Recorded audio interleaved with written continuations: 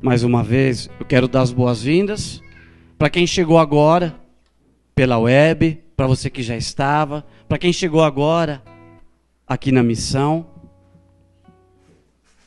Que esse Espírito Santo, ele possa guiar as nossas ações, as nossas palavras, os nossos atos. Para que tudo comece no Senhor e para que tudo termine no Senhor. Amém? Queria começar falando com vocês sobre a última frase dessa música. Que a gente possa ter uma fé viva, uma fé traduzida na vida.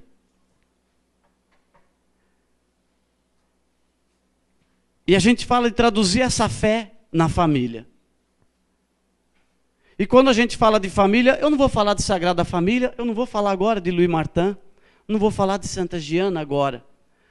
Mas ontem foi interessante porque eu cheguei em casa e eu achei no YouTube algo que eu acho que só quem tem mais de 40, e olha lá, talvez se lembre, um seriado de TV que se chamava Os Waltons. Alguém se lembra desse?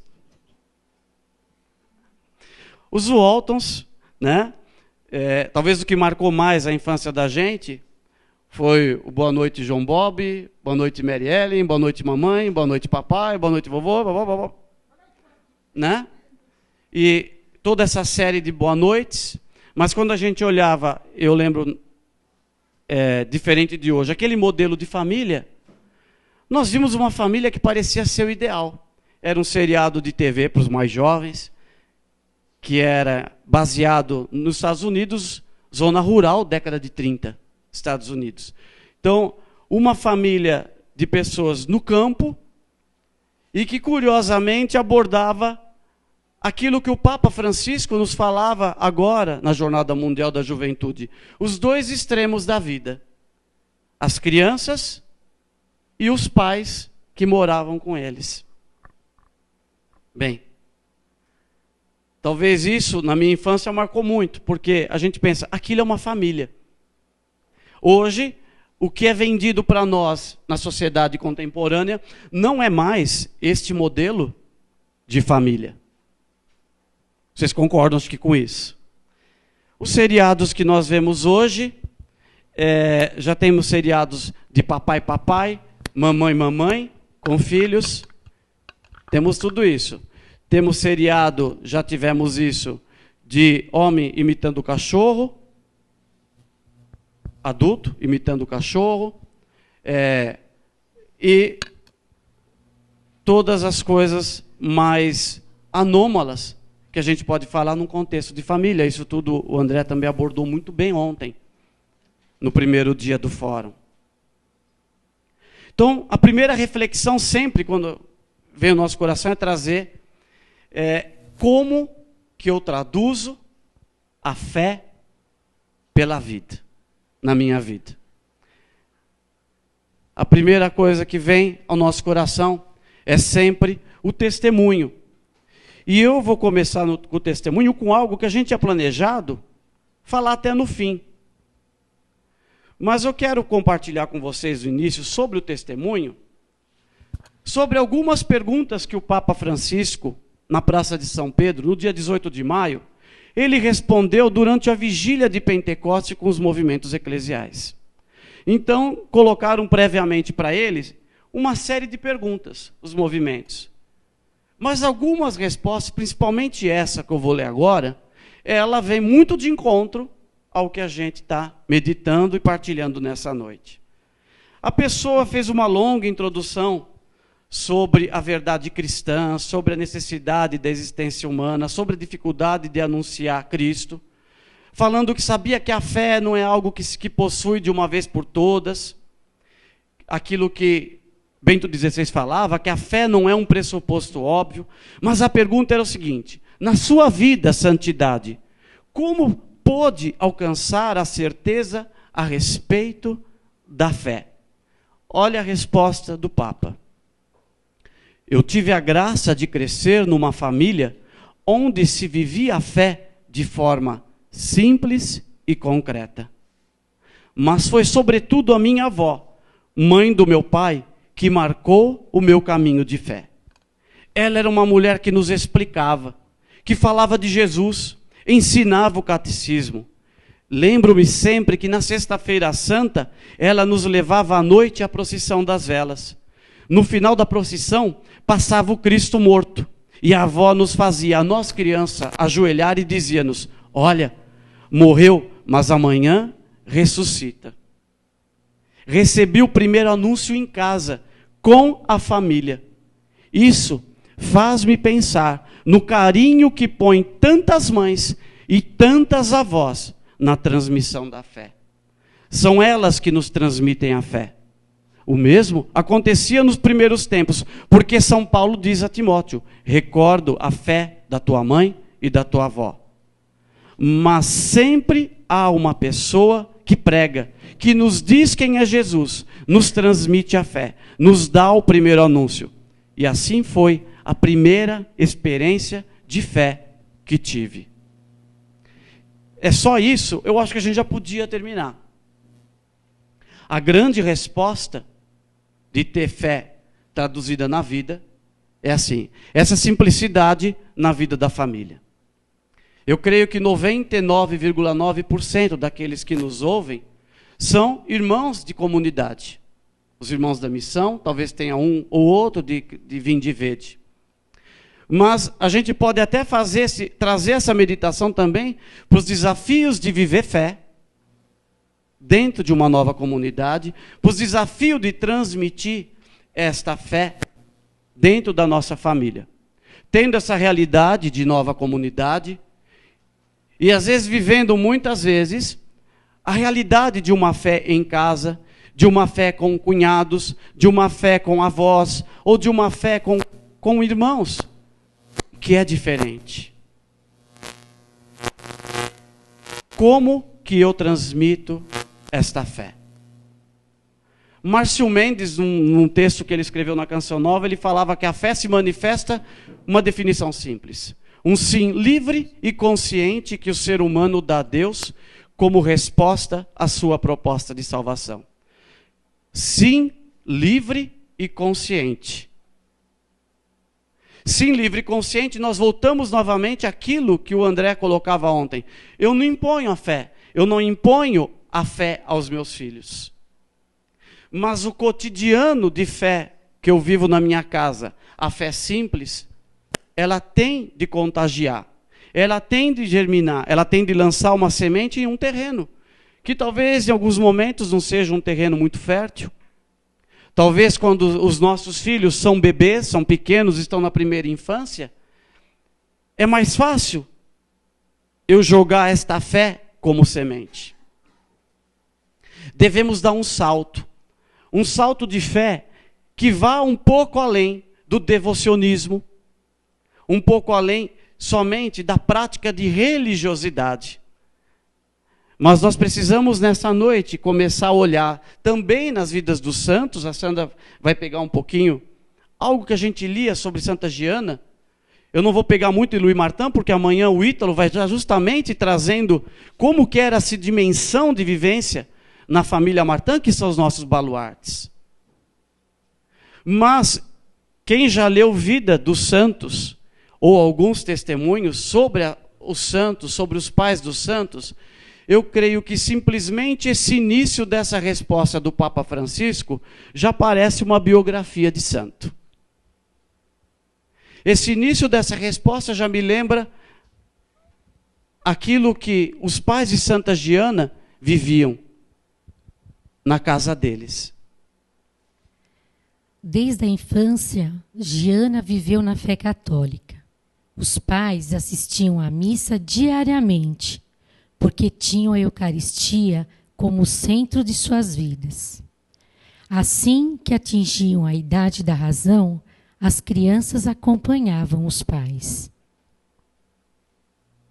Assim que atingiam a idade da razão. A idade da razão não é 18 anos, vocês concordam comigo? a idade da razão não são 15 anos. A idade da razão, provavelmente, a Sandra pode talvez confirmar, pela experiência dela no maternal, no jardim, 4 anos, 5 anos, talvez um pouco mais cedo. Né? Quando que é a idade da razão, mãe? Depende da oportunidade que você dá para o teu filho ter razão, né? Hoje em dia as crianças com 1 ano e meio e 2 já têm razão porque elas mandam em tudo, né? Então não é essa a razão, né? É a razão que hoje o que nós precisamos mostrar para os nossos filhos é tudo na hora certa, né? Diante disso que o Mauro estava falando de Santa Giana, e mesmo quando ele falou para a gente partilhar um pouco com vocês essa fé traduzida na vida, eu falava assim, né, Mauro? Quando a gente lê história de Santa Giana, Santa Teresinha, principalmente Luiz e Zélia Martin, eu falo, nossa, como é bonito ver tudo isso que eles viviam. Essa questão da missa diária, né, do terço diário em família, né? Tem uma parte do livro também, História de uma Família, que fala que todas as noites todos se reuniam, né, em volta na sala e rezavam, né? Falei, nossa, bem, como essa realidade é diferente da nossa realidade. E isso me fez assim pensar, porque hoje nós não temos mais, na época de Luiz e Zélia Martin, a televisão nem se pensava. Então hoje nós temos muitas coisas que tomam o espaço da família. E o nosso desafio, qual que é hoje? É se reunir. Aí eu falei para o Mauro, nós temos que ter uma dinâmica hoje, uma criatividade hoje para trazer tudo isso que eles viviam nessa época para os nossos dias de hoje. Que é esse o nosso desafio. Né? Porque não adianta eu querer todos os dias reunir todos os meus filhos para rezar. Sim, porque... Se cada um hoje vive uma situação, uma época e algo diferente. Um estuda, um faz faculdade, um trabalha, né? Mas o que nós não podemos deixar é não perder a essência do momento. Uma vez eu conversava com um padre, ele falava assim que hoje nós pais, para transmitir a fé para os nossos filhos, para rezar um terço, nós temos que ter muita criatividade. Eu falei, nossa, criatividade, e é verdade. Né? Domingo passado, a gente se reuniu para comemorar o Dia dos Pais em casa e chamamos algumas pessoas para almoçar com a gente. Estava minha mãe, minha irmã, e aí surgiu um momento, vamos rezar um terço? Aí o filho, mas nós estamos vendo isso, o outro, estou vendo. Vamos, está tão gostoso todo mundo reunido aqui. Foi uma oportunidade. Nós não deixamos passar. Às vezes, não torce o nariz daqui, outro de lá, mas vamos, vai. Foi maravilhoso, foi uma bênção. Então, eu sinto que hoje, nós, como famílias, temos que aproveitar essas oportunidades. Né? Quando fala da missa diária, como é o meu sonho ter a missa diária todo dia. Estou falando, eu, Sandra, eu sonho por isso. Só que eu ainda não consigo. Mas não é porque eu não consigo, eu não vou outros dias. Então eu falo, quando eu leio isso, me mexe no coração, porque era o que eu queria viver. Realmente era o que eu queria viver. Mas o Senhor pede hoje que eu viva o que eu consiga. Mas o que a gente não pode deixar é de viver com os nossos filhos isso. Bem, continuando nessa dinâmica da gente, eu coloquei assim, alguns pontos para a gente pensar e para a gente abordar sobre essa tradução da fé na vida. Então, traduzir a fé na vida dentro de casa, significa o quê? Eu traduzi a fé no exercício da maternidade. Eu traduzi a fé no exercício da paternidade. Qual o caminho? Isso que a Sandra falava, né? Como usar essa criatividade? E eu digo mais, como nós usarmos de inovação. Hoje, quem está no mundo corporativo, ouve muito essa questão. Hoje só se fala de inovação. Como usar de inovação para transmitir a fé na nossa família? Inovação significa o seguinte, inovação não é eu inventar uma moda que eu não consigo usar. Não é eu rezar o terço vestido de palhaço. Porque inovação em empresa, a gente fala quando eu crio algo, algo novo, algo diferente, mas algo que é aplicável, que dá retorno no mercado. Isso é inovação para a empresa. Agora vamos trazer isso para a vida familiar. Que maneiras, que meios, que ferramentas, que recursos eu uso para estar levando a vida de oração para os meus filhos? E que traga como retorno uma semente, um olhar diferente, um olhar maduro e um desejo de buscar a fé. Então, na questão de traduzir a fé primeiro na vida, eu quero voltar para mais, antes de voltar na inovação, para mais uma resposta do Papa. E a gente usa esses passos. Uma professora perguntou para o Papa.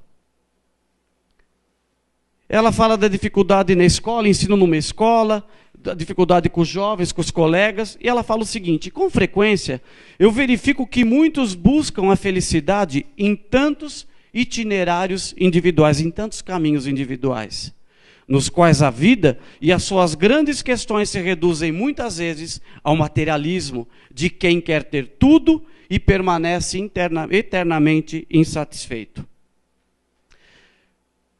E ela fala que os jovens hoje, a sociedade hoje fala onde tudo é feito para jogar a vida por coisas grandes. E tudo ao redor, aos nossos jovens, parece dizer que é preciso contentar-se com respostas medíocres, imediatas, e que o homem se deve adaptar ao finito. O homem deve se adaptar ao que tem fim, sem levar mais nada, sem levar mais longe a sua busca. Bem, a pergunta que ela faz para o Papa é sobre o que é a coisa mais importante que todos nós. Ela fala movimentos, família, associações e comunidades. Mas eu quero fazer uma pergunta ao Papa.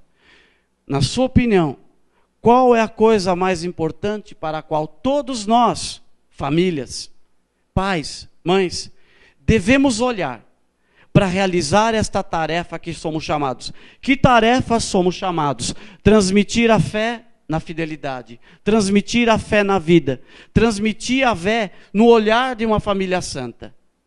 Eu vou resumir as respostas do Papa. Primeira coisa, Jesus. Jesus no centro. Segundo, oração. Terceira, testemunho. Jesus, oração e testemunho. Então, para a gente traduzir esta fé na vida, primeiro, Jesus. Se eu vou para minha casa e o meu filho vê em mim, a Sandra, que Jesus não está no topo da minha pirâmide, eu vou ter dificuldade. Se meu filho, mesmo nesse momento que a Sandra falou, realmente quando a gente estava o Rodrigo, a Alessandra, estava a Regina, que a gente rezou o texto, o que é isso que eu chamo, essa dinâmica? É cada enxadada uma minhoca. Eu não posso perder a oportunidade. Muitas vezes não dá para fazer uma oração de efusão do Espírito Santo, não dá para fazer uma formação profunda com os meus filhos. Mas algumas vezes em casa, com toda a dificuldade de tempo, dificuldade de temperamentos, dificuldade de liberdade individual, às vezes eu chamava todos ao redor da cama, e lá na cama mesmo, um sentado em volta do outro, a gente fazia uma oração. Uma oração de entrega. E o testemunho. Testemunho, eu volto novamente. E aí eu não quero colocar simplesmente para a Sandra, que somos pais. Eu sei que tem jovem aqui, tem jovens consagrados nas missões. Eu sei que tem jovens vocacionados. Talvez tenha filhos que estão só parados lá ao lado.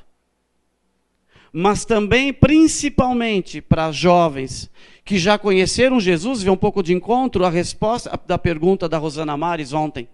O caminho inverso.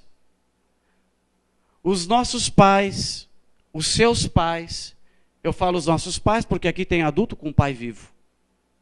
Eles precisam ver em nós o reflexo daquilo que eu prego. Não tem outro caminho. Não tem outro caminho. Eles precisam ver em nós o desejo e a decisão de amar a todo custo. O meu desejo e a minha decisão de amar a Sandra, passando por cima de todos os limites dela. O desejo e a decisão da Sandra me amar, passando por todas as minhas dificuldades. E muitas vezes, por que não? Eu como pai, como mãe. O desejo e a decisão de amar os meus filhos, com todas as suas dificuldades e os seus defeitos. Porque é muito injusto nós jogarmos tudo simplesmente para as costas dos pais. Vocês filhos, vocês jovens, também têm a sua parcela. Se já foi te dado um pouco, mais será cobrado. Jesus, oração e testemunho. Eu preciso trazer isso. Quando nós falamos da vida dos santos, a gente vê que nessa simplicidade é isso. É lógico que eu não posso, quando a gente fala da criatividade, a família de Giana, por exemplo, se reunia ao redor do rádio. Rádio era uma novidade. E graças a Deus, rádio só se ouvia. E ouviam música clássica ao redor do rádio. Com certeza, naquela época e outras épocas, tinha, como tem hoje, muito lixo sendo transmitido simplesmente para o canal auditivo. Mesmo sem ouvir. Hoje, às vezes, a TV. Muitas vezes, sim, a fé vai ser transmitida, eu sentado do lado do meu filho em um programa, e falando para ele, olha, o que você acha disso? Você acha que é esse caminho? Você acha que é esse comportamento? Mas o que eu acho interessante, que a Sandra lembrou, na criatividade dessa transmissão, é algo que um casal de benfeitores uma vez partilhou conosco, que já partilhou até na rádio, o James e a Priscila, né? Priscila. Que, quando, por exemplo, eles são muito devotos de Padre Pio. Dia de Padre Pio, para celebrar, eles saíam com os filhos para comer uma pizza. E falavam que estavam celebrando, o motivo daquela celebração era a vida do Padre Pio, tudo aquilo que Padre Pio fez. Poderia celebrar de outro jeito? Claro. Eles poderiam fazer a novena para o Padre Pio, eles poderiam levar o relicário, poderiam ir na missa. Tem vários mecanismos. Mas para a idade e para o momento dos filhos deles, às vezes talvez essa abordagem mais lúdica, mais próxima, mais festiva, vai fazer os filhos um dia lembrarem na vida adulta, quando estiverem comendo pizza, e não estiverem celebrando o Padre Pio, mas talvez em outro momento, lembrar, poxa, mas meu pai, levávamos quando eram crianças, para comermos pizza no Padre Pio. Talvez o momento de cada um, seja o pão com mortadela, seja a sopa, seja o piquenique, seja o almoço na casa da avó. Saindo um pouco fora na questão do testemunho e na simplicidade de eu viver a vida familiar na santidade. Um dia eu passei para alguns jovens, já passei uma vez um áudio de um financista chamado Gustavo Cerbasi, que fala sobre educação financeira. Mas o Gustavo Cerbasi, também ele fala que você não pode viver em função do dinheiro. Ele falava da simplicidade. E ele lembrava nessa entrevista de quando ele era criança, com os primos, com os irmãos, com os avós do interior de São Paulo, que não tinha muito recurso, tudo muito simples, e que a alegria do avô, no domingo, era pegar, quem lembra, alguém vai, também mais uma vez, quem tem mais de 40 vai se lembrar disso, era pegar uma garrafa de um Guaraná, que vinha escrito assim, Guaraná Champanhe, e abrir com toda a pompa, aquele Guaraná, que tinha o formato de uma garrafa de champanhe, e beber com os netos. Quantos mecanismos de criatividade, de inovação e de simplicidade eu posso viver com os meus filhos? Muitas vezes, dependendo do nosso temperamento, a gente elabora, a gente fala, toma decisões a partir de algo que eu vejo, de viver coisas grandiosas na fé. Agora vai ser diferente, vou rezar todos os dias em casa. A primeira dificuldade eu paro. E muitas vezes, tão grande é a minha expectativa, tão grande é a minha frustração, porque eu não consigo realizar tudo aquilo na minha expectativa. A minha medida E a tua medida tem de ser alta para a tua vida familiar. A minha medida é alta. Eu quero ter filhos santos. Eu almejo o céu. Eu quero dar a minha vida para Jesus. Eu quero morrer por Jesus. Eu quero que meus filhos entreguem a vida a Jesus. A minha medida é alta. Mas voltando novamente àquilo que o André falava, mas eu sou miserável, eu sou fraco, a Sandra também. Quantas vezes a gente para, senta no quarto, lá na cama, olha um para o outro e tem de tomar a decisão, Senhor e meu Deus, eu creio, mas aumenta a minha fé. Às vezes você aí na missão, você que está na tua casa, você que talvez um dia veja isso que eu estou falando, eu sei que para muitos é repetitivo isto, mas muitas vezes um dos mecanismos de nós mudarmos e de nós aprendermos é a repetição. Eu preciso repetir todo dia para mim. Preciso ter na minha casa Jesus em primeiro lugar. Preciso ter na minha casa vida de oração. Preciso dar na minha casa testemunho. Eu não posso esperar que isto comece no outro.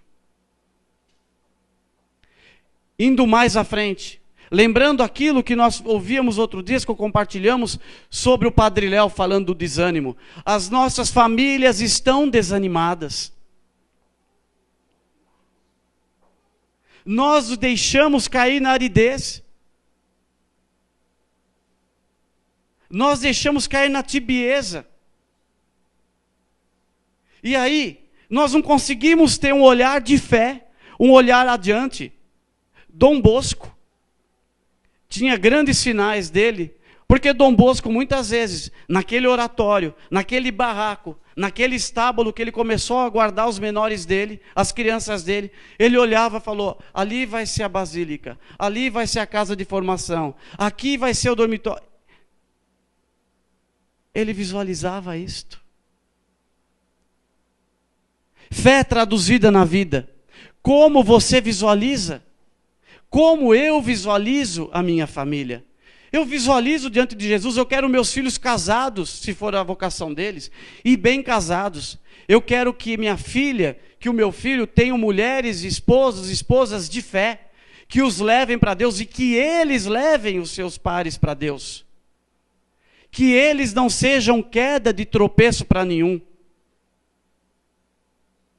Que eu como pai, que a Sandra como mãe, nós tenhamos coragem de formar, de corrigir e de saber que eu não sou o dono da verdade em casa. E que meu filho muitas vezes também não é o grande mártir dentro de casa. Eu preciso ter a coragem de muitas vezes falar a dura e amarga verdade para o meu filho. Filho, esse caminho que você está fazendo não é o caminho que o batismo te pede. É a decisão, é a liberdade, aquilo lá, fé, a liberdade que eu tenho de decidir por um caminho lá na frente, por algo que eu não vejo, e principalmente por algo que muitas vezes você não sente e eu não sinto. E muitas vezes que eu preciso fazer nesse caminho de fé, eu preciso fazer como Paulo. Paulo escrevia o que no final da vida? Hoje eu posso almejar a coroa. Já combati o bom combate. Mas quando nós combatemos o combate, muitas vezes eu preciso parar.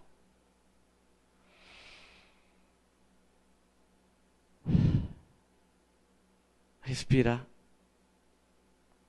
E pedir, Jesus, eu creio, mas aumenta a minha fé. Como dizia Padre Léo,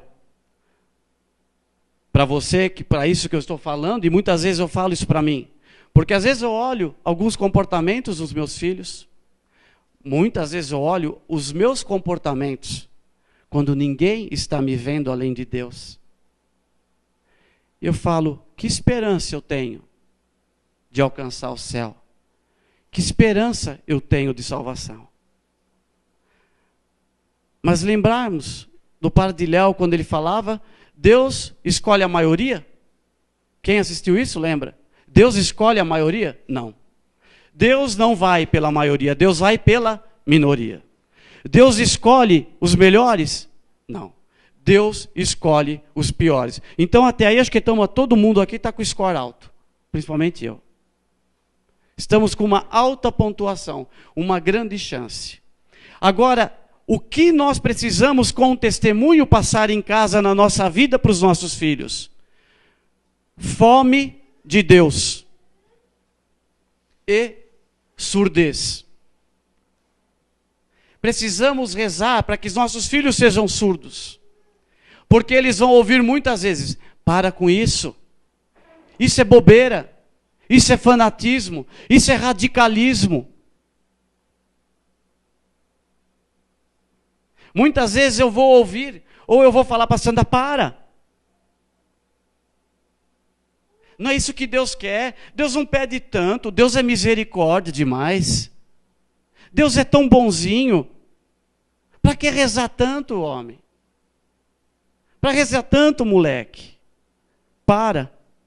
Oxalá tivéssemos essa graça de mandar filho parar de rezar. Isso não exclui eu viver essa santidade alegre, feliz, que Dom Bosco soube tão bem ensinar aos seus meninos. Isso não exclui. Mas nós não podemos parar. Hoje, as nossas casas, a nossa sociedade, ela está contaminada por algo chamado leniência. Vocês sabem o que é leniência? Leniência é permissividade. Excesso de permissividade. É apatia. Então, entenda o que eu vou dizer. É mais ou menos como aquela história do bode na sala. Às vezes os nossos lares, as nossas sociedades estão lotadas de bode. Alguém já ficou perto de bode? Talvez meus irmãos do interior, lá de Rio Preto, sabem o que eu quero dizer. Bode é cheiroso, né? Cheiroso. Se você está com 20 bode, assim como você percebe quando você está na rua, sem tomar banho, morando na rua, você acaba acostumando com o cheiro. E aí você é bonzinho, você faz e tira um bode, deixa 19. O resto pode. Então, filho, filha, você pode dormir com o teu namorado, com a tua namorada. Não tem problema. Mas, olha, não engravida. Olha, você tem direito, sim, de tirar suas férias, de viajar com o namorado, com a namorada. Você tem direito, sim, filho, de voltar de madrugada a hora que você quer. Todo mundo faz. Isto é o mais básico. Talvez seja o mais gritante que a gente vê. É o mais comum. E a gente percebe que já não dói mais. A gente não é a questão de condenar. É a questão do meu coração se entristecer. Porque quando eu faço isso, eu entristeço o coração dele. Nós estamos perdendo a capacidade de saber que a nossa atitude, a nossa frieza, a nossa falta de fidelidade entristece principalmente não a mim, mas entristece o coração de Jesus. Eu não consigo, e isso é algo que era inato nos santos. Os santos sentiam aquela dor profunda. Essas famílias sentiam aquela dor profunda, porque não tinham as respostas e sabiam que muitas vezes os caminhos das outras famílias, os caminhos que os seus filhos podiam escolher, os caminhos que nós podemos escolher, entristece, sobretudo, o coração de Jesus. Porque o plano de Jesus para nós é com Ele. O Papa fala, Jesus. Muitas vezes a gente desiste, sabe? Porque às vezes a gente olha alguns comportamentos em nossos filhos, e eles devem olhar nos nossos. Eu queria que os nossos filhos também escrevessem um blog sobre os meus pais sem símbolo, ou os meus pais fora da paróquia, ou os meus pais quando estão de folga. Eu queria que ela lesse um trechinho de Zélia, falando de Leônia. Todos aqui já ouviram falar de Leônia, né? Talvez alguns de nós, sempre tem alguém, ou nós mesmos adotamos um comportamento de Leônia, ou já fomos um Leônio, né? Se a gente traduzir para a linguagem de hoje, às vezes até um pouquinho cabeça de bagre, né? Você achou?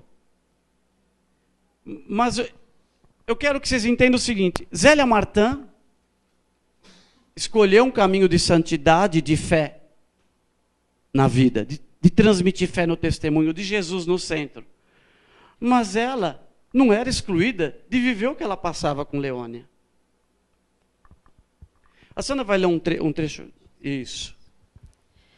A filha rebelde tornou-se ao mesmo tempo. As mães é que podem compreender facilmente esse paradoxo. O seu grande tormento, o seu pensamento constante e a sua maior ternura. Foi ela que a preparou para a primeira comunhão, que a ajudou a estudar o catecismo, que a animou aos primeiros sacrifícios, que para preparar a cerimônia a levou em peregrinação ao Santuário da Imaculada Conceição. O esforço foi incontestável. A alegria do lindo dia foi sem nuvens. Só mais um pedacinho aqui. Olha o que ela falava de Leônia. É uma criança difícil de educar e cuja infância não dará nenhuma satisfação. Mas creio que mais tarde há de valer, tanto como as irmãs. Tem um coração de ouro, a inteligência por desenvolver, e está atrasada para a idade. Contudo, não lhe faltam qualidades, e noto nela espírito judicioso, e além disso, um caráter admirável. Enfim, é uma natureza forte e generosa. Mas se não fosse a graça de Deus, o que aconteceria? Às vezes a gente vive isso com os nossos filhos, não é? É uma criança difícil, é um salame. Talvez nossos filhos olhem para nós, pais, muitas vezes, ou vejam os nossos comportamentos entre casal e fala: mãe, o pai de novo está pegando nisso? Mãe, o pai de novo? Pai, a mãe de novo? Choramingando de novo? Porque não dão atenção para ela? Porque são as nossas carências. Mas, sobretudo, ela não deixou de formar. Ela não deixou de educar. Até aqui, não fala para nós que temos de fazer um curso de psicologia infantil, que temos de aprender malabares. Nada. O caminho é simples. Amar. Jesus. Oração e testemunho. Para eu ir terminando, a gente tem de ter o seguinte olhar: que além da fé é necessária a coragem. A coragem de viver essa fé dentro de casa. A coragem de manifestar a verdade de Jesus na nossa casa para os nossos familiares, para os nossos filhos. Nós partilhávamos isto ontem. Muitas vezes, eu já falei isso tantas e tantas vezes, eu repito para ficar registrado novamente. É muito mais fácil, sim. É muito mais fácil evitar o desgaste. É mais difícil eu olhar nos olhos e falar: não quero que você faça isso. Às vezes é mais fácil eu bater. Mas é mais difícil eu pegar no colo e olhar nos olhos. Isso para os filhos. Mas os filhos têm de ver manifestada esta verdade entre nós, casais. Os filhos têm de ver manifestada esta verdade naquilo que nós pais vamos fazer, ou já fizemos, ou estamos fazendo, para os nossos pais. Porque nós precisamos transmitir para os nossos filhos a beleza de chegar à velhice. A beleza de chegar à velhice. Histórias tristes nós temos. Eu vivo isso muito perto com uma pessoa próxima de mim, que cresceu na devoção, que vive em crise no casamento, desde que se casou, cujo filho já não quer mais saber de igreja, porque o filho olha e fala: o que adiantou? Vou na igreja para quê? Olha como a tua esposa, a minha mãe, te trata. Vai em tanta igreja, vai em tanto grupo de oração, vai em tanta comunidade. Olha como te trata. Vou casar para quê?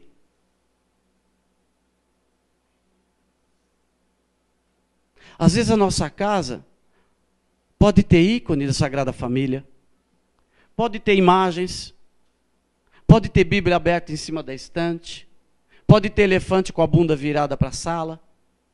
Eu posso ter N sinais de Jesus. Mas o grande sinal de Jesus, para eu encerrar, tem de ser entre nós. O objetivo deste fórum hoje, eu creio que não é nós falarmos de viver uma fé para quem não é batizado agora. O objetivo desse fórum, quando a gente procura algo, é a gente mergulhar, partilhar e tentar discutir essas situações para nós que sabemos mais ou menos que caminho trilhar. Eu tenho tido contato ultimamente com muitas pessoas que vêm partilhar comigo sobre casamento, porque tem medo de se casar, medo de não dar certo, e que já estão morando junto com o namorado, moraram com a namorada, que depois estão juntos, e aí decidiram casar, e que agora tem medo do filho. Muita gente que lê a Bíblia porque acha como um livro de autoajuda. Porque acha que Deus está em tudo. Muitos desses que têm seus 30, seus 28 anos, seus 27 anos, se eles chegaram nessa idade, sem saber responder qual é a tua religião, sem saber responder qual que é a base da fé, se crê ou não crê em Deus, é porque já teve pai que falhou. Eu não acredito que aqui a gente esteja nesse caso crítico. Talvez as cobranças nossas, nossos desafios sejam maiores, mais profundos. Mas eu preciso ter essa base. Porque aos jovens que me ouvem e que me veem, nas suas faculdades, às vezes na sua balada, às vezes você saindo para tomar um chopp com um amigo, com um colega, você vai se confrontar com algum casal que vai falar que vive uma vida sexual normalmente no namoro. E você vai precisar ter firmeza e maturidade para amar ele nessa situação, sem condenar, porque o constante é esse. Jesus é constante, eu lembrar de Jesus. Ninguém te condenou, eu também não te condeno. Mas eu preciso saber, ter a firmeza e a certeza do que é fé, eu creio. Em tudo, na tua doutrina, naquilo que você vive. E mais, vivermos a fé, vivermos a doutrina, sem querer o bônus, sem querer a milhagem no cartão de crédito, sem achar que temos direito a refrigério. Sem achar que, e por que que isto aconteceu comigo? Por que que logo eu que rezo fui ter câncer? Por que que logo eu que sou tão bonzinho que devolvo o dízimo perdi o emprego? Por que que logo eu? E eu sinto assim, que hoje a fé na vida, na nossa família, é uma decisão. Então hoje nós temos que decidir se queremos ou não. E do momento que a gente optar por decidir, Olha, gente, a gente vai ter que se fechar para muitas coisas e não ouvir muitas coisas. Porque onde a gente vai, tudo desfavorece o que a gente acredita em muitas coisas. Então, por isso que eu falo que é uma decisão. Se eu acredito que é isso que o Senhor quer para a minha família, é o que eu quero para a minha família, eu vou ter que decidir e não dar atenção para muitas coisas que as pessoas falam. Porque quando você vem falar, minha filha namora, sim, não viajam juntos. Você vai ver, daqui a pouquinho, só dá um tempo, eles já estão juntos, já estão indo não sei aonde. O que você tem que falar nessa hora? É mesmo? Vai ser assim? Não. Na minha casa nós conversamos que não é isso que Deus quer. Nós acreditamos nisso. Não vai ser fácil, vai ser um desafio.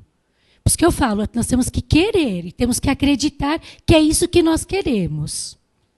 Senão, nós vamos dar ouvidos para outras coisas e vamos nos desviar do foco que é Jesus.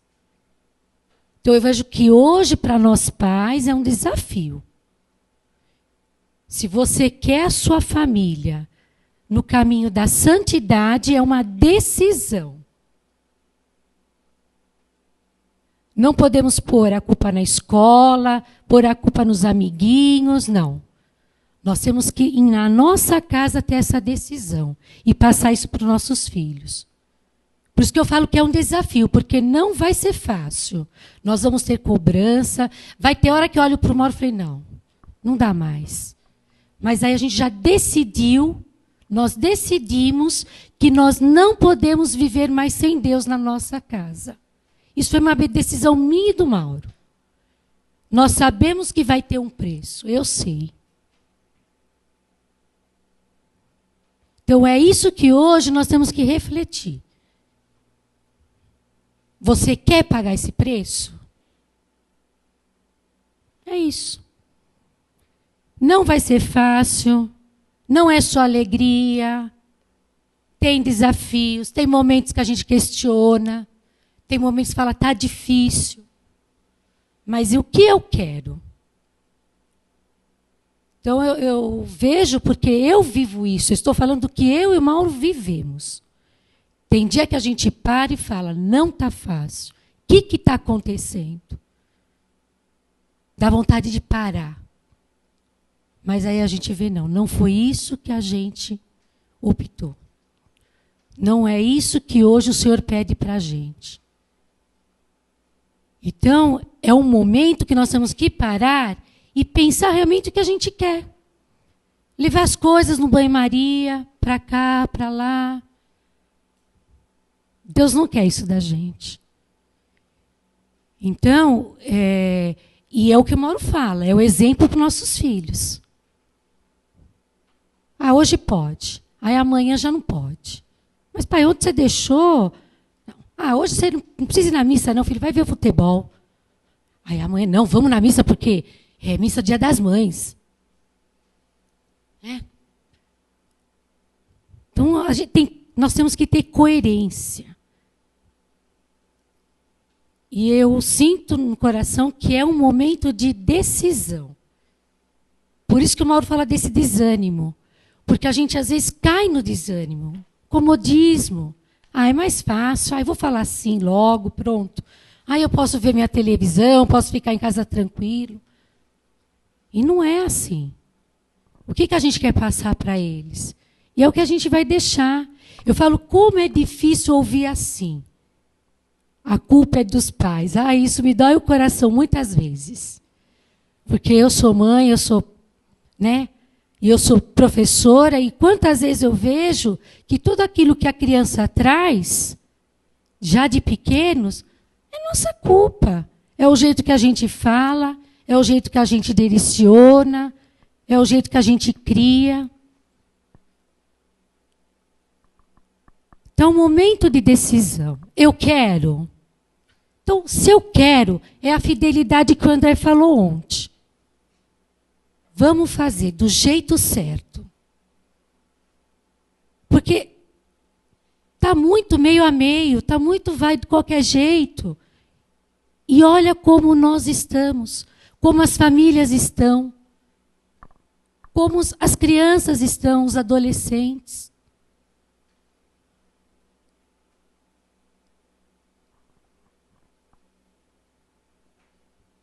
Então eu sinto assim que é o momento da gente pensar o que a gente quer. Não adianta jogar para um, para outro, para o professor, não. É nós, pais, o que nós queremos. E é uma decisão. E para fechar, eu acho que tudo isso que a Sandra fala, também para vocês jovens, para vocês solteiros. É uma decisão. É uma decisão, e para a gente estar encerrando, é algo muito bonito que o Papa Francisco falou, e que o Ítalo comentou ontem. É uma decisão de mergulhar na luz. Você decide. Tem gente que mergulha no escuro. Tem gente que desafia a morte, que quer a adrenalina de desafiar a morte. O nosso desafio de se entregar nessa fé é ter essa adrenalina para a vida, para defender a vida, para defender aquilo que você acredita, os valores que você acredita, os valores que eu acredito, os valores que nós acreditamos. Tão démodé. Que a gente não perca esse foco. Que a gente possa ter essa fé traduzida da vida, mas essa fé que restaure nas nossas casas, das nossas famílias, o brilho no olhar. E que nos dê também a nós pais, de alertarmos nosso filho. Esse namoro não está bom. É isso que você quer, a pessoa não vai mudar, é desse jeito. E também dar aos nossos filhos, não só a condenação, mas falar, você tem a liberdade de escolha. Eu fiz a minha escolha. Você vai fazer as suas escolhas. Mas você também tem a responsabilidade das consequências, das suas escolhas. As minhas escolhas, em toda a minha vida de fé, eu vivo as consequências até hoje, positivas e negativas. Amém? Glória ao Pai, ao Filho e ao Espírito Santo, como era no princípio, agora e sempre. Amém. Nós vamos fazer como ontem, Ítalo? Tá.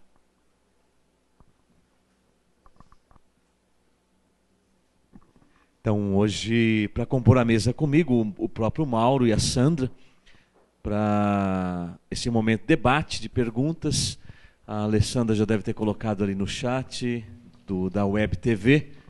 E você que está acompanhando pela internet pode fazer a sua pergunta. A Alessandra repete ela aqui no microfone. Você pode fazer a pergunta através do chat da Web TV ou também através do Skype ou através do Facebook da Comunidade Católica Sagrada Família.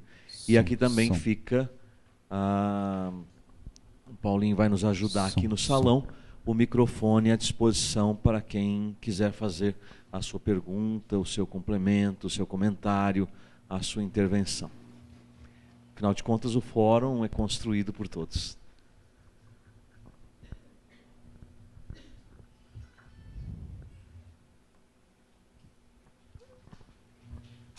Eu queria colocar a colocação do Luiz, da esposa da Jane. Ele colocou que a família é chamada a ser casa de oração. Ele pediu para você comentar, Mauro, tentar responder qual seria o segredo da família de Nazaré na educação de Jesus.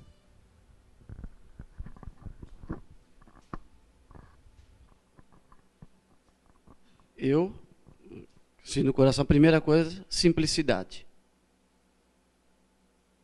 A simplicidade e o amor mútuo. Eu não estou respondendo, deixar claro para o Luiz, né, como teólogo.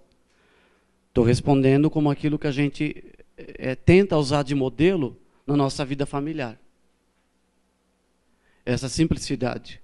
Então, quando a gente contempla o ícone da Sagrada Família, basta olhar para José. José está maior que Maria, mas ao mesmo tempo está apoiado em Maria. Ele não está oprimindo Maria, ele não está sendo um peso sobre Nossa Senhora. E Nossa Senhora está abaixo de José, mas ela está usando José como um aconchego, como apoio. Então, Jesus está no centro. Os nossos filhos precisam olhar e ver isso, esse equilíbrio. Não sei se o Ítalo está fazendo teologia, pode até me corrigir, mas que vem muito no coração, me lembra essa dinâmica do ícone. E essa dinâmica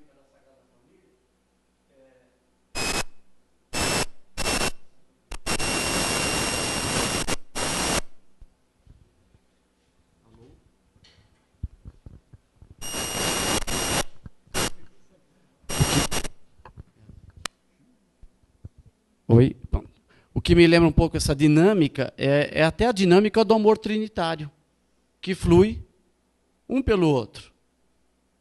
Não dá para ter uma casa onde a mãe ame só os filhos e odeie o pai. Perde o equilíbrio. Os filhos precisam olhar para a mãe e ver nela um reflexo de amor e respeito pelo pai. E, ao mesmo tempo, os filhos têm de olhar para o pai e ver nele um reflexo de amor e de respeito pela mãe. E é algo até nessa questão entre os filhos. Eu lembro que acho que a maioria de nós vivemos, quando os meus filhos estavam na pré-adolescência, e quando a gente tem filhos de idade próxima, algumas vezes parecia UFC. Se deixasse, ia ser um combate, um Mortal Kombat dentro de casa, entre filhos. Saía o padrão do respeito, se a gente deixasse. E nós tínhamos de chamá-los e falar, vocês são irmãos. E vocês devem respeito um ao outro. Eu não posso falar para o Luiz e para vocês que eu vivi isso. Porque o meu irmão sempre foi da minha forma mais equilibrado que eu. No sentido de trazer o conceito de valor, de que ele era irmão mais velho, que eu devia respeitá-lo. E eu sempre fui o mais cabeçudo, o mais respondão, o mais teimoso. Mas eu não tenho vergonha de falar isso, porque a vida da gente, eu gosto de trazer sempre, eu vou trazer um pouquinho o conceito de mundo de empresa. A nossa vida é sempre feita de boa prática e de lição aprendida. Boa prática é o que eu olho na vida dos santos e eu tento copiar. Ou melhorar. E lição aprendida é feita em cima das minhas cagadas. Desculpa a palavra.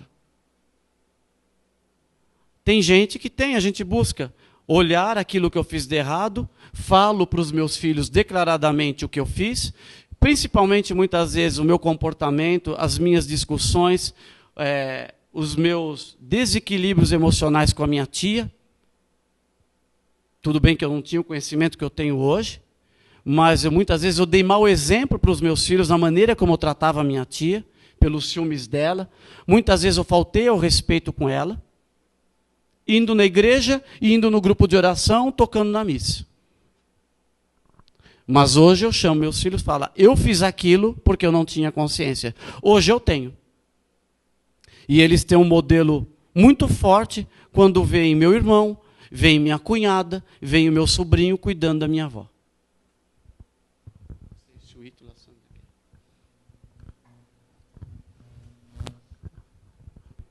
Para a sua teologia da Trindade e a sua moral matrimonial, nota 10, viu?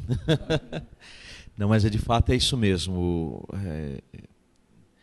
Quando nós olhamos, e começamos hoje a oração assim, né, Mauro? Você conduziu a oração olhando para o ícone da Sagrada Família e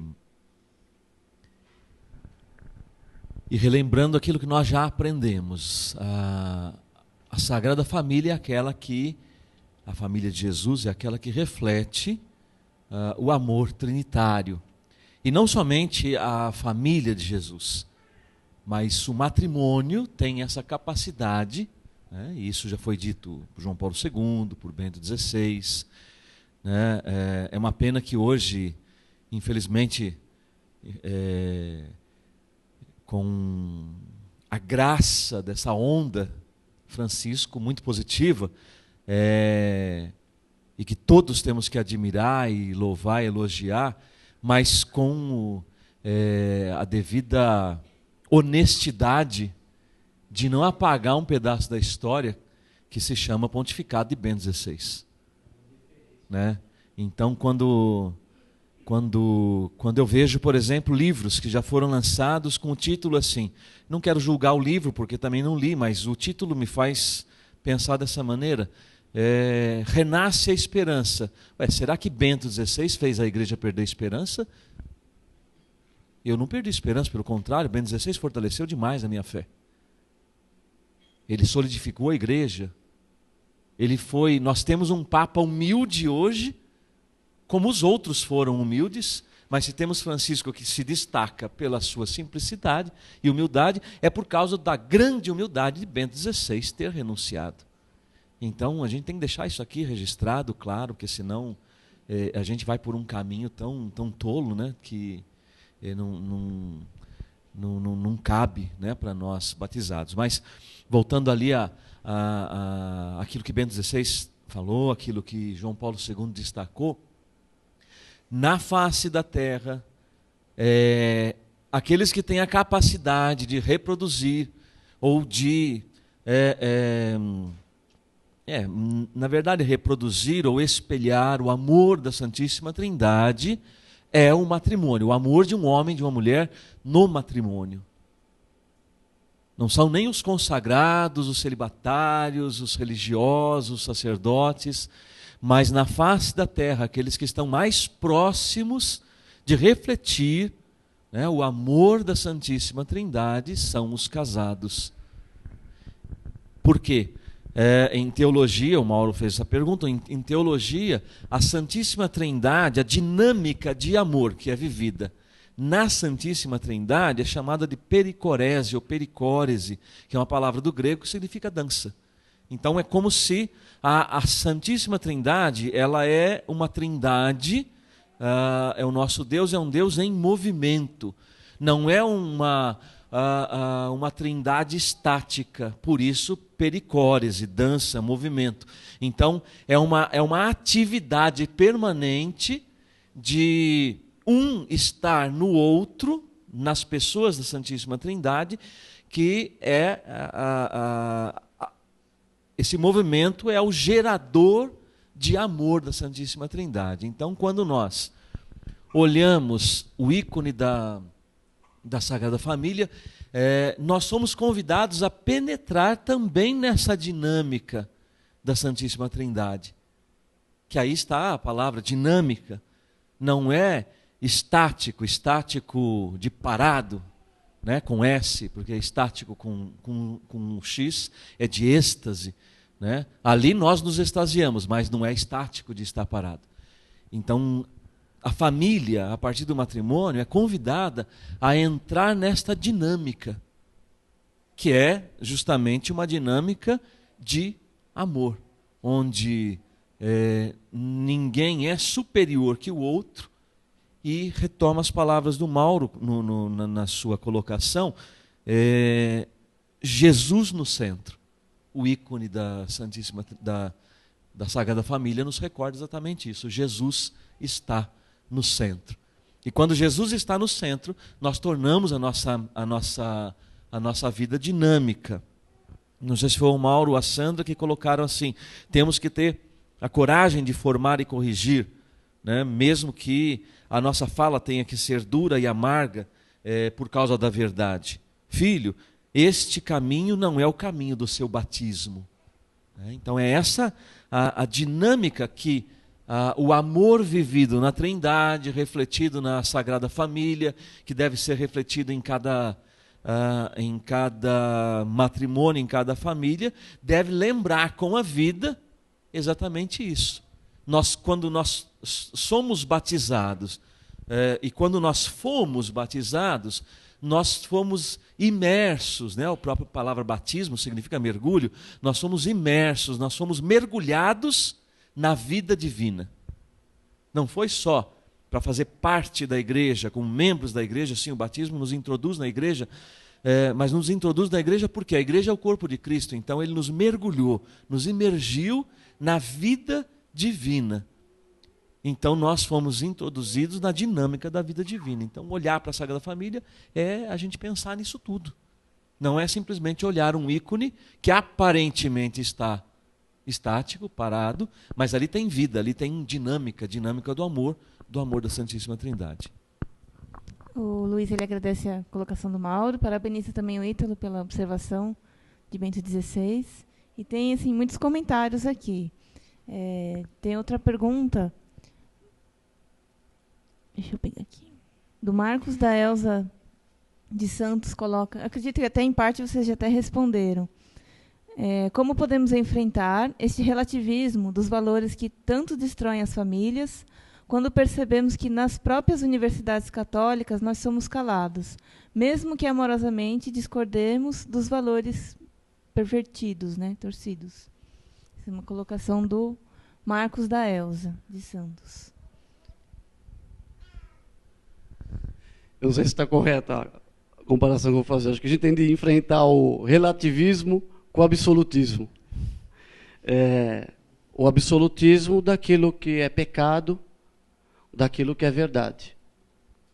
Nesse olhar.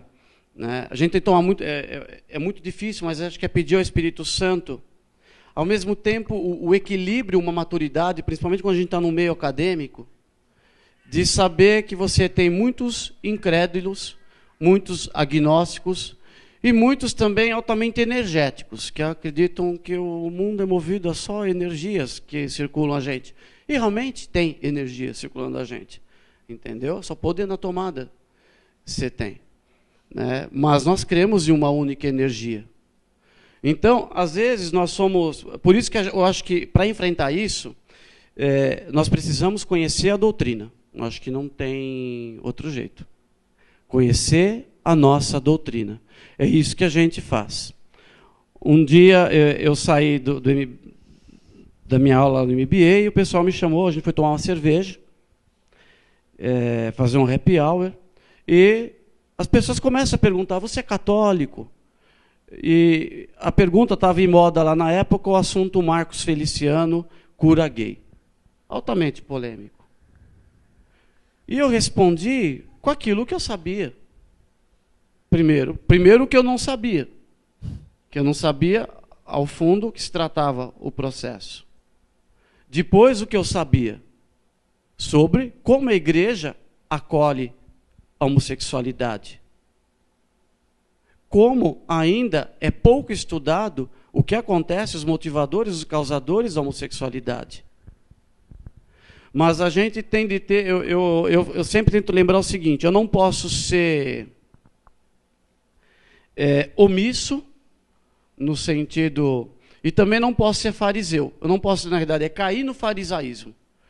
De, às vezes, cair na tentação de achar, bater no peito, graças a Deus, de ouvir o outro falar, graças a Deus, não sou como esses infelizes que não conhecem a verdade. Porque eu bati muita cabeça na igreja, dentro da igreja, errei muito, pequei muito, julguei muito, ainda faço isso, achando que eu estava na verdade. Então, eu não esqueço, logo no meu início aqui, da comunidade, que ainda o padre Ronaldo era pároco, aqui na nossa Aparecida, veio falar algo sobre libertação, cura e libertação, e falaram algo sobre opinião de padre.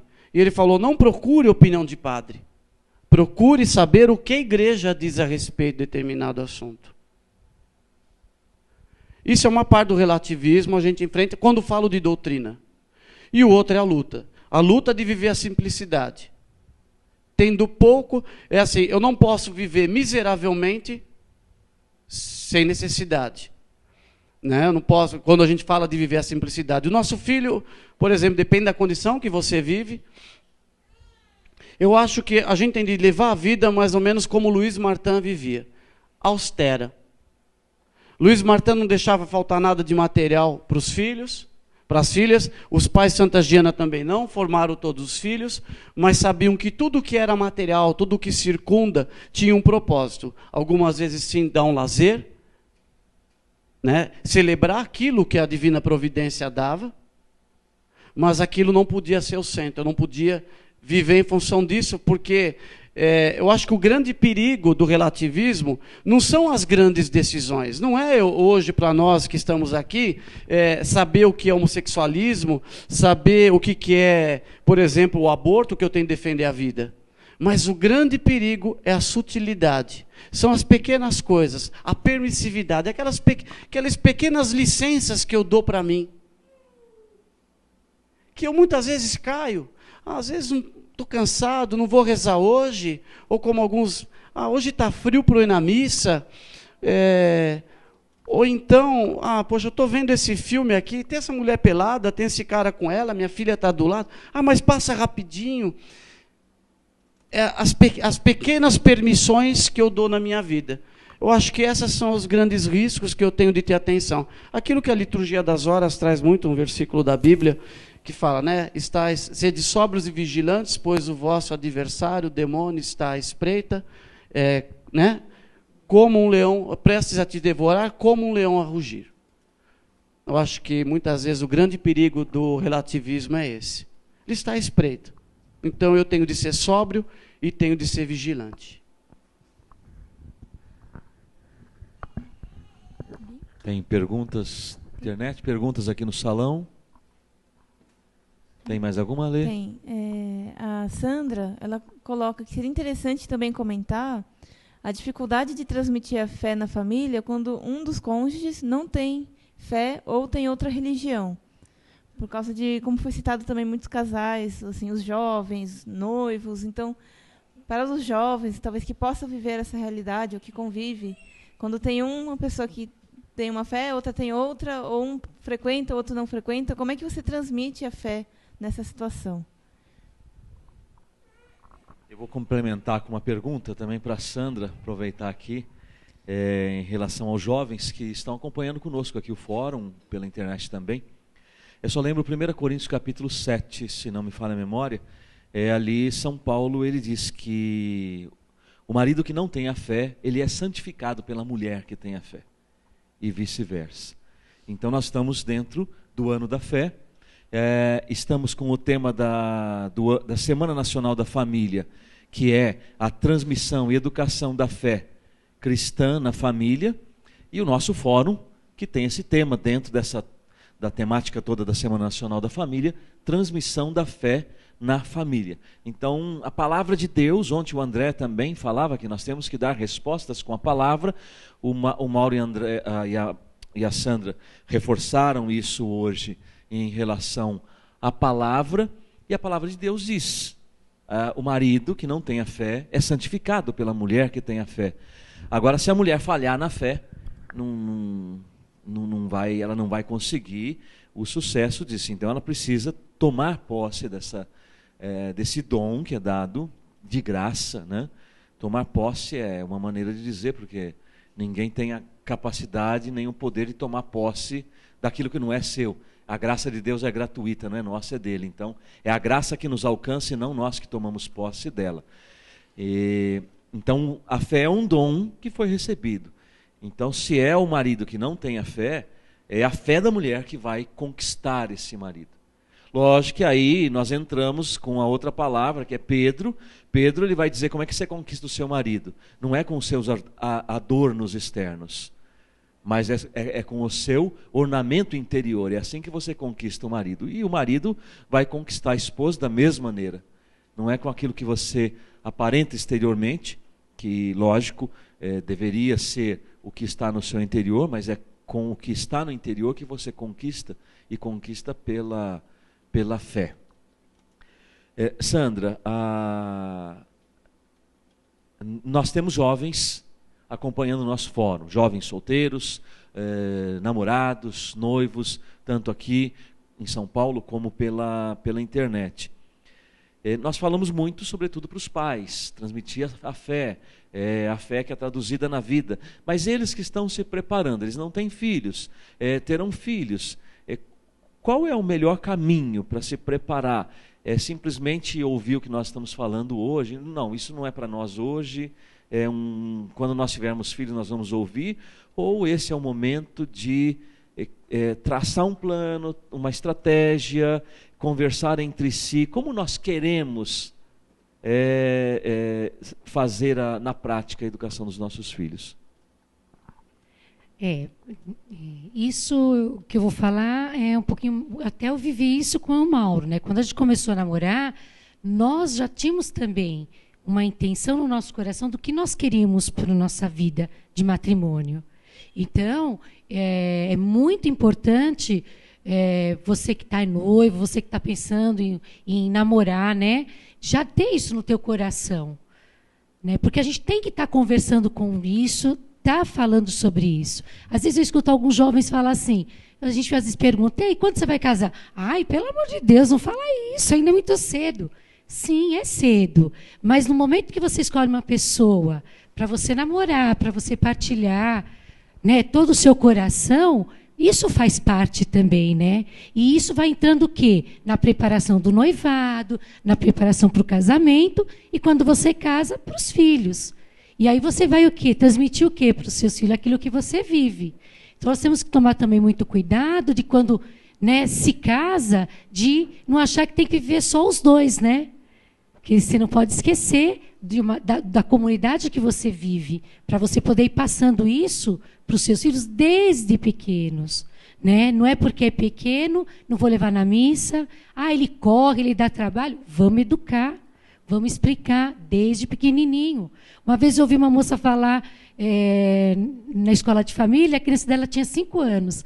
E na hora da partilha ela falou assim, aquilo assim me caiu no coração, mas na ingenuidade dessa mãe. Ela falou, nossa, quando você falou que desde pequeno eu tenho que ensinar para o meu filho o que pode e o que não pode, eu achava que ele era muito pequeno para entender. E ele já tem 5 anos. Falei, olha, mas não é tarde, né? Mas, às vezes, as pessoas fazem por não entender. Então, eu louvo a Deus por vocês jovens que estão aqui hoje, dentro da comunidade, ou que está escutando, a oportunidade que vocês estão tendo de estar bebendo tudo isso hoje já, né? Alguns casais tiveram isso, outros não, foram na caminhada, né, nos tropeços aí da vida, aprendendo tudo isso.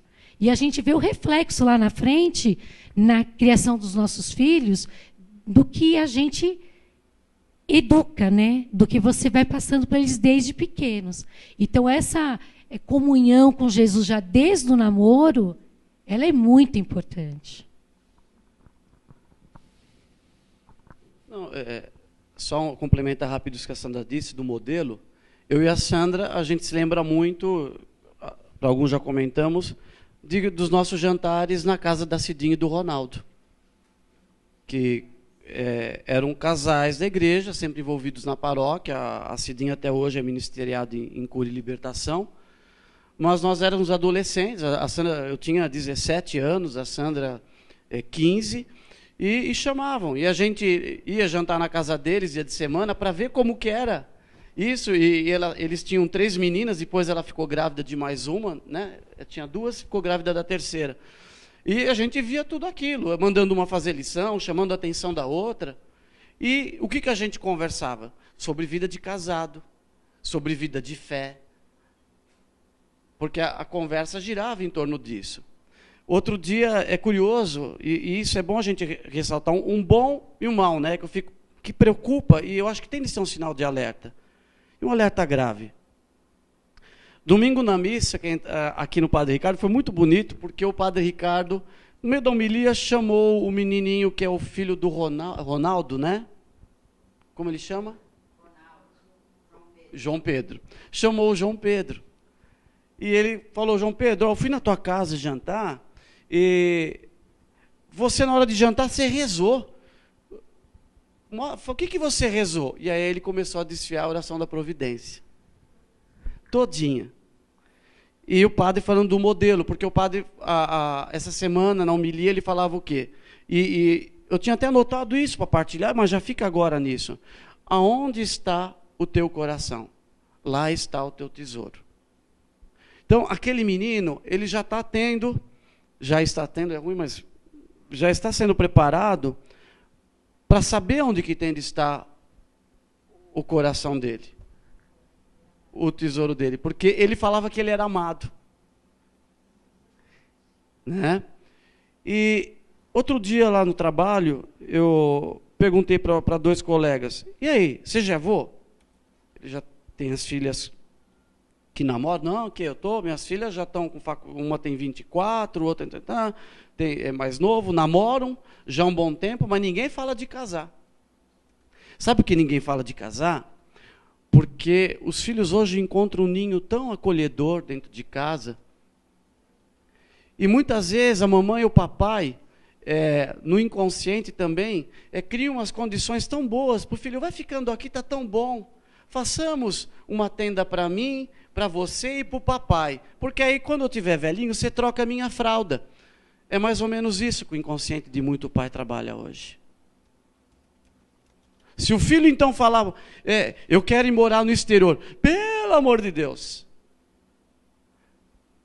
Nós criamos os filhos para a missão. Rezamos para que nossos filhos assumam a missão tendo Jesus no foco. Mesmo que seja essa missão numa vida profissional de sucesso. Mas, muitas vezes o que está acontecendo hoje é isso.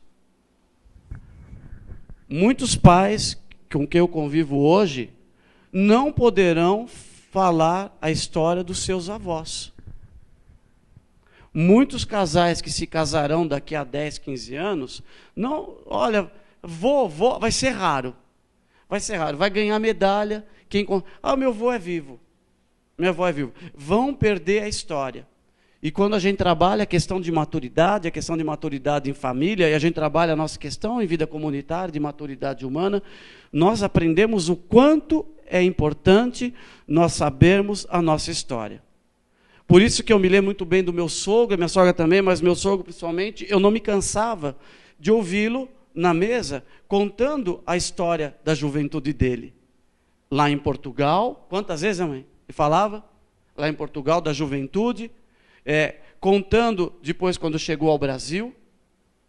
Por quê? Porque quando ele falava a história dele, eu entendi o avô que ele era e o sogro que ele era. Um adolescente, tem pais que com 15 anos não deixam o filho tomar o ônibus. Meu sogro veio com 15 anos sozinho de Portugal para o Brasil. E tem mãe, se bobear, leva o filho de 15 anos para fazer xixi e abaixar a calça. E tem filho de 15 anos hoje que não sabe levantar a tampa do vaso sanitário para mijar. É isso com que nós temos de lutar. Porque depois eu não ensino o filho a casar. Eu ensino o filho a ser arremedo. Ser uma cópia chinesa barata de um casal e de uma família.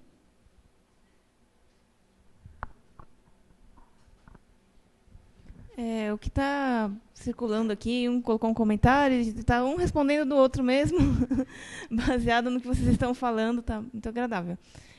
A colocação aqui é sobre pai e mãe que trabalham fora, como é que fica a transmissão da fé nesse caso? Filhos pequenos, principalmente.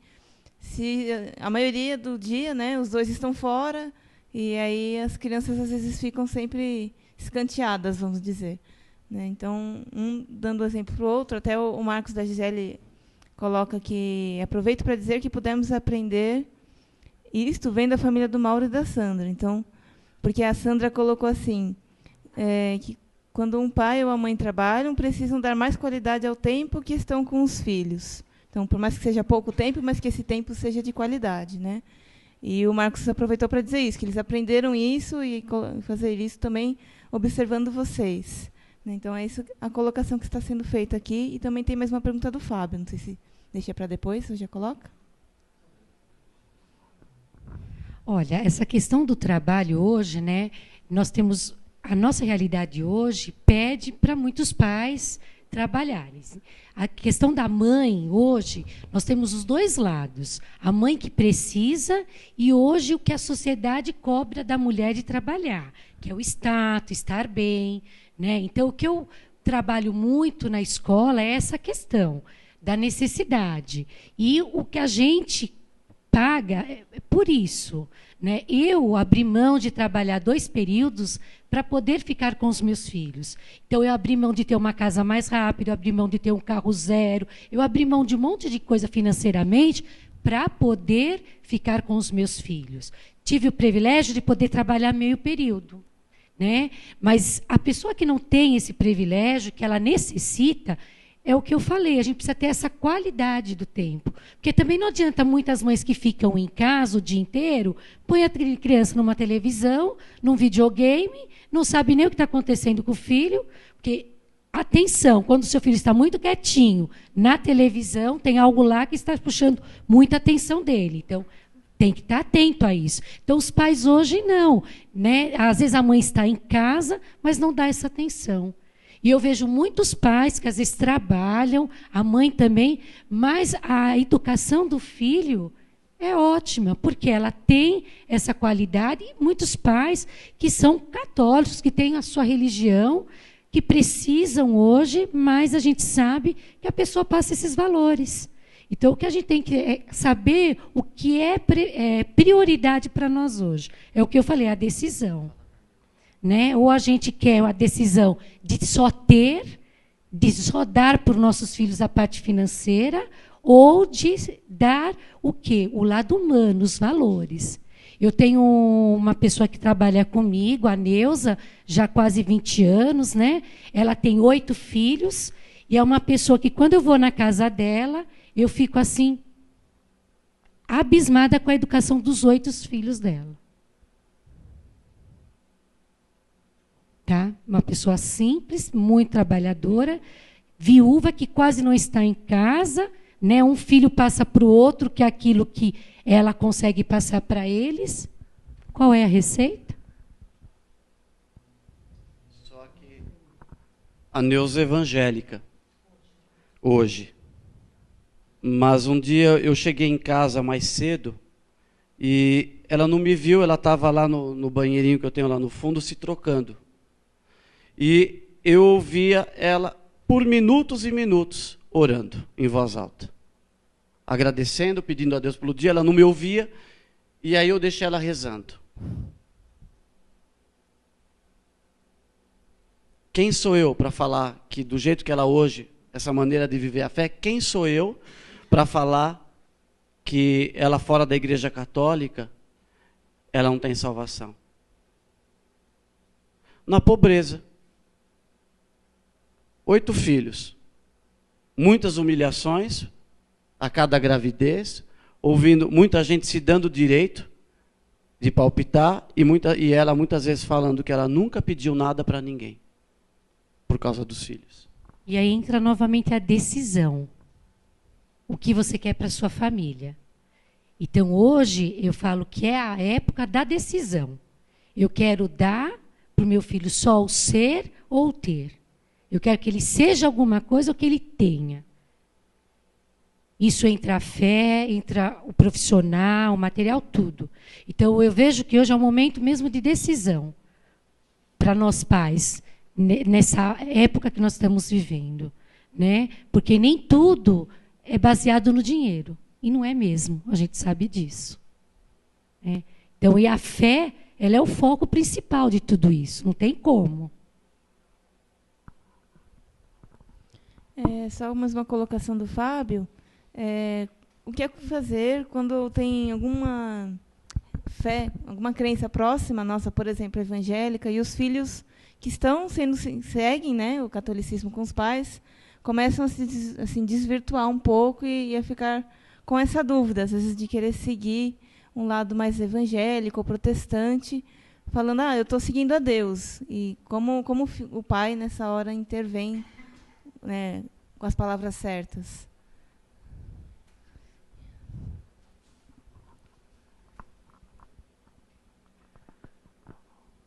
Bom, não tem uma resposta talvez muito direta ou uma resposta que sirva para todos os casos, mas em todo caso eu penso assim que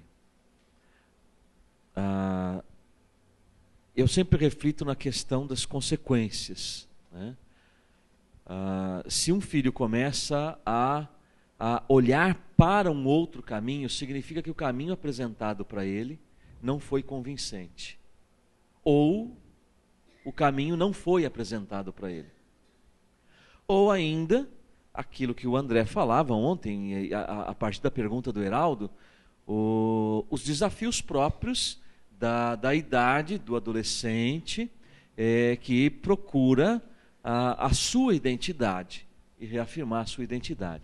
Porém, essa reafirmação de identidade, ou essa busca de identidade, ela é mais ou menos marcada por aquilo que foi transmitido a essa pessoa.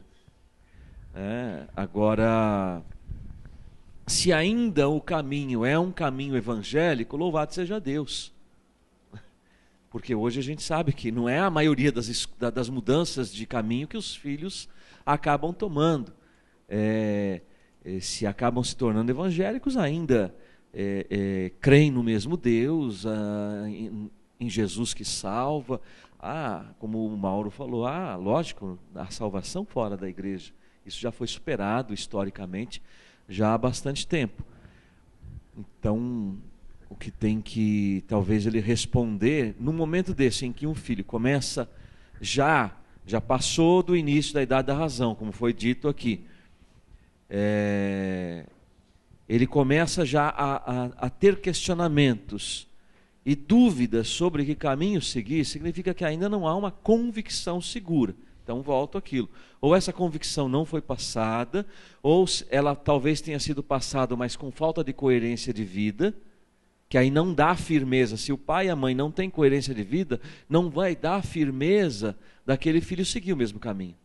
Então ele começa a colocar em xeque, será que é por aí mesmo? Porque eu não vejo coerência neles. Então, de repente, ele começa a ver mais coerência nos evangélicos, aqueles que se aproximaram da vida dele. Num momento desse, talvez aí passou a fase em que o falar tivesse um pouco mais de influência, né? Do início, do nascimento até da gestação, passando pela primeira infância e pré-adolescência, sobretudo, eu penso que é um momento mais apropriado de usar as palavras, né? Lógico que também com os atos. Passado um tempo, as palavras que tinham força, elas já devem ter sido ditas. O que vai ter força a partir daí é a vida, é a coerência de vida. Então, esse pai ou essa mãe tem que responder com o seu filho, penso eu, com a sua coerência de vida, porque talvez nessa fase palavras já não vão adiantar muito. Não significa também que você tem que se omitir e ficar calado, mas às vezes é melhor ficar calado, mas viver com coerência para dar essa resposta de vida. Mais alguma coisa? Mauro? Não, acho que já deu hoje da conta, né? Quero agradecer a participação de todos que estão online, na web, nos acompanhando. Lembrar que amanhã é o nosso último dia do fórum. E eu acho que é uma oportunidade de não se perder, porque é algo que eu não canso de ouvir a todo momento. Luiz e Zélia Martã.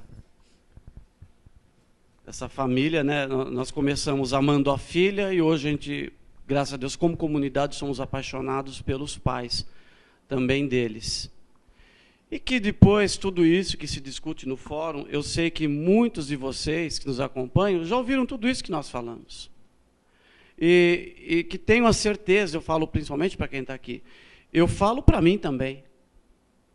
Primeiro para mim. Aliás, né, como a gente fala, é onde a boca que está mais perto do meu ouvido é o meu. Então, é primeiro para mim, porque é uma luta constante para eu viver isso. É uma convicção, reafirmar todo dia constante. Que nós possamos ter a graça nessa noite, né, de a gente ir mastigando isso tudo, que nós já ouvimos tantas vezes. Para a gente refletir, porque os nossos filhos, vai ter algum momento que a gente aplica, que a gente tenha a graça disso. Queria que o Ítalo pedisse a bênção, que a gente possa ir para nossas casas, ter um santo, um duradouro repouso, para amanhã estarmos de volta. Amém? Amanhã, isso, a Sandra está me lembrando, amanhã é às 18 horas, 6 da tarde. Ok? ok? Não teremos grupo de oração, amanhã às 6 da tarde. Essas gravações estão abertas no site, então compartilha isso, compartilha você no Facebook, vai passando. Só Deus sabe aonde chegam essas partilhas, principalmente de ontem, aquilo que o André falou ontem foi muito rico. Eu fui com aquilo, dormindo, pensando nas coisas que o André falou, pela clareza. Não há nada, eu acho que é muito bom que a gente vive momentos que a gente possa entender o seguinte: nada mais liberta que a verdade. Então, quando a gente recebe o alimento sem cobertura, sem chantilly, sem açúcar, o alimento, aquilo que a gente precisa ouvir, aquilo nos faz crescer. De fato, nós temos que louvar muito a Deus, porque o nosso fórum está muito rico, apesar de ser um fórum curto, 3 dias, mas nesses 2 dias, a riqueza dos temas abordados e a maneira com que eles foram abordados é de louvar a Deus mesmo, né? Bem, reforçando o que disse ontem, já chegou aqui na nossa livraria, Palavras do Papa Francisco no Brasil, né? O André reforçou bastante ontem a importância de nós não ficarmos só com aquelas pinceladas da mídia, mas de fato mergulhar nas palavras riquíssimas do nosso querido Papa Francisco, e a primeira encíclica do Papa, escrita a 4 mãos, né, de 2 papas, Bento XVI, eu já tinha deixado praticamente pronto esse documento, e Francisco concluiu, Lumen Fidei, a luz da fé. Precisamos mergulhar naquilo que o Papa nos fala. O quadro, cadê? Está ali. Nós estamos fazendo uma ação entre amigos deste belíssimo quadro em mosaico. Ele é todo feito em mosaico, desenhado e montado em mosaico pelo nosso querido irmão Vano Arley, aqui da Comunidade de Vida. Falta ainda o único acabamento do rejunte, mas até o sorteio com certeza ele fica pronto. O sorteio será realizado quando nós vendermos todos os números. Cada número R$10, mesmo quem está pela internet pode, já está vendo aí, está na tela, pode adquirir, você pode fazer um depósito nas contas da comunidade, ou deixar o valor na casa de missão, mas para isso você entra em contato com a Regina Fazanella, que está aqui, está fazendo o controle desses números.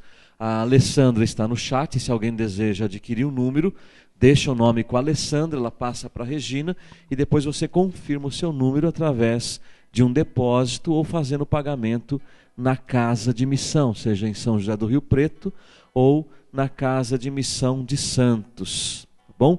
Com isso você vai ajudar a comunidade, seja na livraria, com os ícones que estão ali, outros livros, CDs, o nosso ateliê, o bazar está exposto do ateliê de artes e ofícios Luiz e Zélia Martã.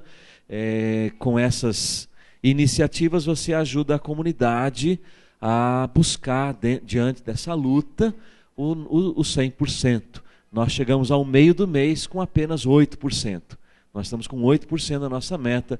Temos ainda 15 dias para ir atrás de 92%.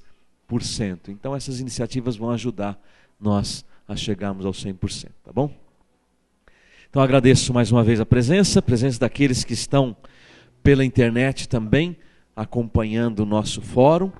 Reforçando o que o Mauro disse, amanhã, sábado, nosso fórum começa às 6 da tarde, tá bom? 6 da tarde, e amanhã então encerramos os nossos 3 dias de fórum, depois de 10 anos, retomamos e esperamos, né, Mauro? Quem sabe continuar como uma tradição na Semana Nacional da Família, dentro do possível, um fórum de discussões de temas atuais sobre a família. Então pedimos a Deus que derrame sobre nós, sobre as nossas famílias, sobre os nossos enfermos, de modo especial esse tempo que esfriou muito aqui em São Paulo, muita gente doente, muitos com pneumonia, ameaça de pneumonia. Então rezamos por todos que estão enfermos e sofrendo com as baixas temperaturas. O Senhor nos abençoe e nos guarde. o Senhor nos mostre a sua face e conceda-nos sua graça. O Senhor volte o seu rosto para nós e nos dê a paz, e nos batize no Espírito Santo. Amém. Em nome do Pai, e do Filho, e do Espírito Santo. Amém. O link da aula de ontem e a de hoje, o Paulinho tem colocado, vai disponibilizar